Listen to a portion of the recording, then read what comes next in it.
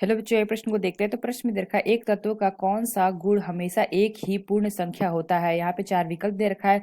पहला में दे रखा है परमाणु आयतन, दूसरा दे रखा है परमाणु भार, तीसरा दे रखा है परमाणु संख्या, चौथा दे रखा है तुल्यांकी भार। आइए मुख्य अवधारणा की चर्चा करते हैं। मुख्य अवधारणा, तो यहाँ पे अगर हम देखें तो परमाणु होता है जो हमारा क्या होता है। तो यहाँ पे अगर हम देखें तो जो हमारा परमाणु होता है, तो कोई भी हम परमाणु ले लेते हैं, जैसे कि हम ले लेते हैं लिथियम, सोडियम। तो यहाँ पे अगर हम देखें तो लिथियम का हमारा परमाणु क्रमांक कितना होता है, 3 होता है, और जो हमारा सोडियम का हमारा होता है 11। तो परमाणु के केंद्र पर न्यूट्रॉन और प्रोटॉन होते हैं, जिसमें हमारे कहते हैं चारों ओर केंद्र होता है, उसमें हमारा नाभिक कहते हैं। वहां पे इलेक्ट्रॉन क्या होता है, नाभिक के चारों ओर चक्कर लगाते हैं। तो यहाँ पे अगर हम देखें तो परमाणु के नाभिक में उपस्थित प्रोटॉनों की संख्या को ही उसका परमाणु क्रमांक या परमाणु संख्या कहते हैं। तो किसी भी तत्व के परमाणु की परमाणु संख्या सदैव एक पूर्ण संख्या होती है। तो यहाँ पे अगर हम देखें तो यहाँ पे हम क्या कह सकते हैं, परमाणु के नाभिक में उपस्थित प्रोटॉनों की संख्या को ही उसका परमाणु क्रमांक या परमाणु संख्या कहते हैं। तो यहाँ पे हमने क्या देखा, परमाणु के नाभिक में उपस्थित प्रोटॉनों की संख्या को ही उसका परमाणु क्रमांक या परमाणु संख्या कहते हैं। तो किसी तत्व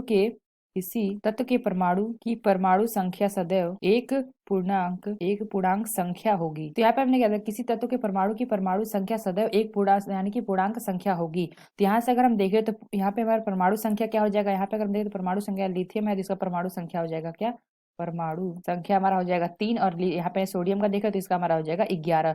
तो प्रश्न में क्या दे रहा है, एक तत्व का कौन सा गुण हमेशा एक ही पूर्ण संख्या होता है। तो यहाँ पे अगर हम देखें तो पहला दे रखा है परमाणु आयतन, तो यह विकल्प हमारा गलत है। बी क्या दे रखा है परमाणु भार, यह भी हमारा गलत है। तो तीसरा क्या दे रखा है परमाणु संख्या, तो यहाँ पे हमने देखा परमाणु संख्या सदैव एक पूर्णांक संख्या होगी।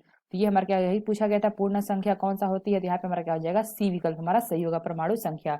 और डी हमें दे रखा है तुल्यांकी भार, तो यह विकल्प हमारा गलत हो गया। हम कह सकते हैं जो सी विकल्प, यह विकल्प हमारा सही होगा। तो आशा करते हैं आपको समझ में आया होगा। धन्यवाद।